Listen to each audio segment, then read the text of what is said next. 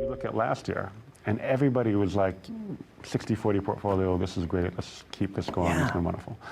And it's like, all right, well, you've got 60% stocks, 40% bonds.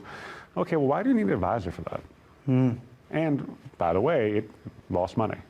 Let's remember that, because I think we all remember the pain of that. And here's this, like, oh, well, it's been working for the last 30 years. Yeah. You know why it was working for the last 30 years, Paul? No, I don't.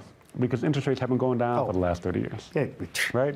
So we have bonds, and bonds are paying 15%, and all of a sudden you can only get a bond for 12%. Well, that 15% bond is worth more than the 12% one. Yeah. So we made money on those bond funds. And then we couldn't get a 12 anymore, we could only get a 10.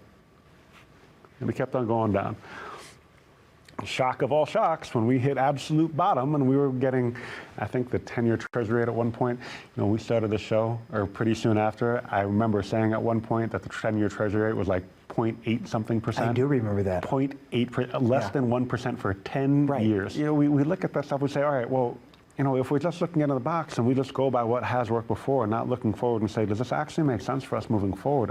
That's why you need a financial advisor. It's not just, you know, every disclosure says past performance is not indicative of future value. It doesn't matter what you made last year.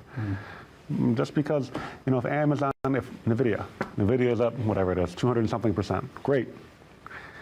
Do we expect that to happen again next year? Maybe. Right. But really unrealistic for that to happen every single year. You don't find one investment that's perfect. You find a blend of investments that work together to create a whole that are hopefully going to give you the best chance to live a comfortable retirement, and that's what we work on. We make money by managing other people's money. You know, I say, well, you make money, we make money. That's the truth. I want your money to grow as much as possible so that I can get more.